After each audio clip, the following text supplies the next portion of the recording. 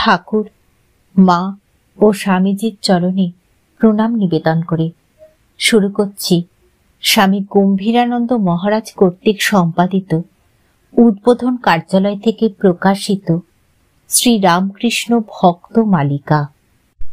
ভগবান শ্রী রামকৃষ্ণদেবের অন্তরঙ্গ ও বিশেষ কৃপাপ্রাপ্ত ভক্ত মণ্ডলীর সম্বন্ধে এই গ্রন্থে বর্ণনা রয়েছে। সর্বপ্রথমে পাঠ করব শ্রী রামকৃষ্ণদেবের পরম ভক্ত জগৎবিখ্যাত স্বামী বিবেকানন্দের কথা। আজ চতুর্থ পর্ব। নরেন্দ্র চলিয়া গেলে ঠাকুরের হৃদয় অহর্নিশ পুনর্মিলন আকাঙ্ক্ষায় এইরূপ ব্যাকুল হইয়া উঠিল যে অনেক সময় বোধ হইত বুকের ভিতরটায় কেউ যেন গামছা নিংড়াইবার মতো জোরে মোচড় দিতেছে। আপনাকে সামলাইতে না পারিয়া ঝাউতলার দিকে যাইয়া, ওরে তুই আয় রে, তোকে না দেখিয়া থাকতে পাচ্ছি না বলিয়া ডাক ছাড়িয়া কাঁদিতেন। পরে অপর কোনো কোনো বালক ভক্তের জন্য তাহার আরতি প্রকাশ পাইয়াছিল বটে, কিন্তু তিনি নিজেই বলিয়াছেন নরেন্দ্রের জন্য যেমন হইয়াছিল তাহার তুলনায় সে কিছু নয় বলিলেই চলে। সন্দেহ দোলায়িত চিত্তে গৃহে প্রত্যাগত নরেন্দ্রের জীবনধারা পূর্বেরই ন্যায় প্রবাহিত হইতে লাগিল, কিন্তু দক্ষিণেশ্বরের সেই অবুদ্ধ অথচ মধুর স্মৃতি এবং স্বীয় সত্যনিষ্ঠা তাহাকে অবিরাম তথায় যাইতে প্ররোচিত করিতেছিল। অবশেষে নরেন্দ্র একদিন পদব্রজে সেখানে চলিলেন। তখন দক্ষিণেশ্বরের ঠাকুর স্বগৃহে একাকী ছোট তক্তপোষখানিতে বসিয়াছিলেন।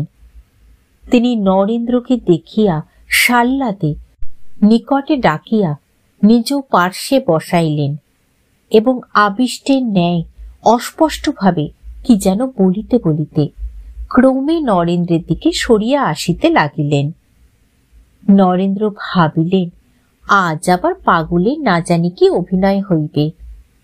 ভাবিতে না ভাবিতে শ্রীরামকৃষ্ণ স্বীয় দক্ষিণ চরণে নরেন্দ্রের অঙ্গ স্পর্শ করিলেন। অমনি মুহূর্ত মধ্যে নরেন্দ্র দেখিলেন সমস্ত বস্তু বেগে ঘুরিতে ঘুরিতে কোথায় লীন হইয়া যাইতেছে। নিখিল বিশ্বের সহিত নরেন্দ্রের আমিত্ব যেন কোন এক মহাশূন্যের দিকে ধাবিত হইতেছে। তবে কি মরণ সম্মুখে? নরেন্দ্র আত্মসংবরণে অসমর্থ হইয়া চিৎকার করিয়া উঠিলেন, ওগো তুমি আমায় এ কি করলে? আমার যে বাপ মা আছেন। শুনিয়া অদ্ভুত ঠাকুর উচ্চস্বরে হাসিয়া উঠিলেন এবং হস্ত দ্বারা নরেন্দ্রের বক্ষ স্পর্শপূর্বক বলিলেন, তবে এখন থাক, একেবারে কাজ নেই, কালই হবে। আশ্চর্যের বিষয় নরেন্দ্র অমনি দেখিলেন সমস্ত পূর্ববৎ অবস্থিত আছে। ইহা কি মোহিনী বিদ্যা? বিশ্বাস করিতে ইচ্ছা হইল না, কারণ প্রবল ইচ্ছাশক্তি সম্পন্ন পুরুষকারের প্রতিমূর্তি নরেন্দ্রের মন এই দুর্বল মানবের নিকট চকিতে পরাস্ত হইবে ইহা যুক্তিসঙ্গত নহে। তিনি তো বরং ইহাকে অর্ধন্মাদ জানিয়া ইহার বশ্যতা স্বীকারে সম্পূর্ণ অসম্মত ছিলেন। ভাবিয়া চিন্তিয়া স্থির করিলেন চিন্তার অতীত কত ব্যাপার আছে, ইহাও তাহারই একটা হইবে। আবার ইহাও বুঝিলেন যে যিনি ইচ্ছা মাত্র এইরূপ একটা শক্তিশালী মনকে কাদার তালের মতো ভাঙিতে করিতে পারেন, তাহাকে পাগলও বলা চলে না। ঠাকুর কিন্তু তারপর সহজভাবেই আলাপ আলোচনা ও রঙ্গ পরিহাস করিতে লাগিলেন। খাওয়াইয়া আদর করিয়া যেন তাহার আশ মিটিতেছে না। বিদায়কালে ধরিয়া বসিলেন, আবার শীঘ্র আসিবে বলো। নরেন্দ্র তদনুরূপ প্রতিজ্ঞাবদ্ধ হইয়াই বাড়ি ফিরিলেন। নরেন্দ্র শীঘ্রই পুনর্বার দক্ষিণেশ্বরে আসিলেন। সেদিন জনতা নাই। ঠাকুর তাহাকে পার্শ্ববর্তী যদুলাল মল্লিকের উদ্যান বাটিতে বেড়াইতে লইয়া গেলেন। উদ্যান ও গঙ্গা তীরে কিয়ৎকাল ভ্রমণান্তর বৈঠকখানায় আসিয়া উপবিষ্ট হইলে নরেন্দ্র লক্ষ্য করিলেন পূর্বদিনেরই ন্যায় ঠাকুরের ভাবান্তর হইতেছে। নরেন্দ্র সতর্ক থাকিলেও পূর্বদিনেরই ন্যায় সহসা নিকটে আসিয়া তিনি তাহাকে স্পর্শ করিলেন। অমনি নরেন্দ্র সম্পূর্ণ বাহ্যজ্ঞান হারাইলেন। যখন জ্ঞান ফিরিল তখন দেখিলেন ঠাকুর তাহার বক্ষে হাত বুলাইয়া দিতেছেন এবং তাহাকে প্রকৃতস্থ দেখিয়া মৃদু মধুর হাস্য করিতেছেন। বাহ্য সংজ্ঞাশূন্য নরেন্দ্রকে ঠাকুর সেদিন জিজ্ঞাসা করিয়াছিলেন নরেন্দ্র কে, কোথা হইতে আসিয়াছেন, কেন আসিয়াছেন, কতদিন ধরাধামে থাকিবেন ইত্যাদি। নরেন্দ্র তদবস্থায় নিজ অন্তঃস্থলে প্রবেশ করিয়া এ সকল প্রশ্নে যথাযথ উত্তর দিয়াছিলেন। তৎশ্রবণে ঠাকুর নিশ্চিন্ত হইলেন যে নরেন্দ্রের সম্বন্ধে যাহা কিছু দেখিয়াছিলেন বা ভাবিয়াছিলেন সবই সত্য। তিনি জানিলেন যে যেরূপ গুণ বা শক্তির দু একটির মাত্র অধিকারী হইতে পারিলে মানব জনসমাজে বিপুল প্রতিপত্তি লাভ করে কিংবা সমত প্রতিষ্ঠার জন্য সংঘ গঠন করে, নরেন্দ্রনাথের অন্তরে তাদৃশ অষ্টাদশটি বিদ্যমান আছে। পরন্তু নরেন্দ্র ঈশ্বর, জগৎ ও মানব জীবনের উদ্দেশ্য সম্বন্ধে চরম তথ্যের সন্ধান লাভ পূর্বক ওই শক্তি যথাযথ প্রয়োগ করিতে না পারিলে হিতে বিপরীত হইবে। অতএব নরেন্দ্র যাহাতে নিজ জীবনের উদ্দেশ্য ও ঠাকুরের মহান ভাব যথাযথ গ্রহণ পূর্বক নিজের জীবনের গতি উহারই সাফল্যের জন্য নিয়মিত করেন, শ্রীরামকৃষ্ণ অতঃপর তৎপ্রতি সবিশেষ দৃষ্টি নিবদ্ধ রাখিলেন।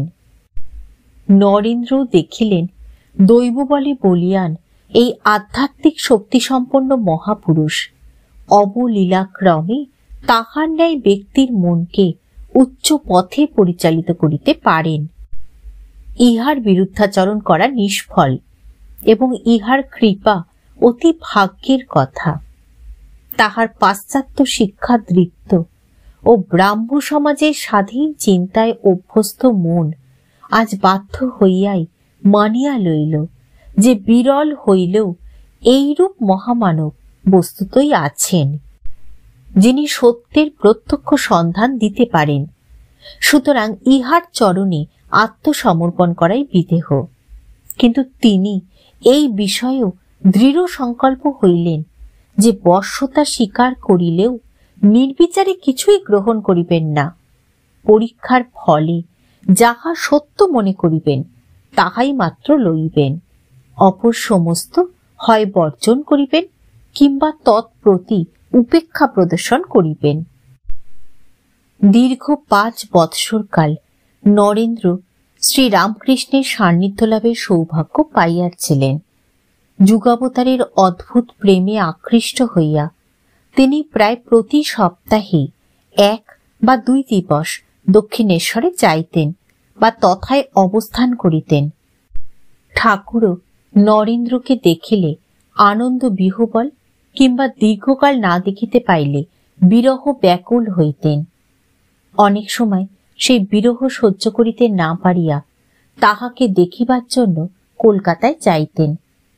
ভক্তদের নিকট নরেন্দ্রের প্রশংসায় তিনি সহস্রমুখ হইয়া উঠিতেন। যুবক ভক্তদিগকে তাহার সহিত পরিচিত করিয়া দিতেন এবং সর্ববিষয়ে তাহার উপর অগাধ বিশ্বাস রাখিতেন। নরেন্দ্রের তদানীন্তন তেজস্বিতা ও স্বচ্ছন্দ ব্যবহার অনেক সমালোচকের চক্ষে উশৃঙ্খলতারই রূপান্তর বলিয়া মনে হইলেও গভীর অন্তর্দৃষ্টি সম্পন্ন ঠাকুর জানিতেন যে এই পুরুষ প্রবরের উপর ভিত্তি করিয়াই তাহা যুগধর্ম প্রচারে সৌধ উত্থিত হইবে। নরেন্দ্রের সম্বন্ধে ঠাকুরের উচ্চ ধারণার আভাস নিম্নোক্ত কথাবার্তা হইতে কিঞ্চিত পাওয়া যাইবে। একদা নরেন্দ্রেরই সম্মুখে ঠাকুর বলিলেন, দেখিলাম কেশব যেমন একটি শক্তির বিশেষ উৎকর্ষে জগৎ বিখ্যাত হইয়াছে, নরেন্দ্রের ভিতর ঐরূপ 18টা শক্তি পূর্ণ মাত্রায় বিদ্যমান। আবার দেখিলাম কেশব ও বিজয়ের অন্তর দীপ শিখার ন্যায় জ্ঞানালোকে উজ্জ্বল রহিয়াছে।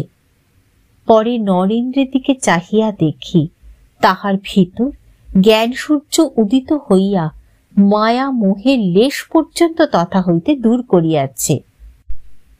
নরেন্দ্র অবশ্য সে উচ্ছ্বসিত প্রশংসায় একটুও অহংকৃত না হইয়া বরং ক্ষোভ ও লজ্জায় প্রতিবাদ জানাইলেন, মহাশয় করেন কি?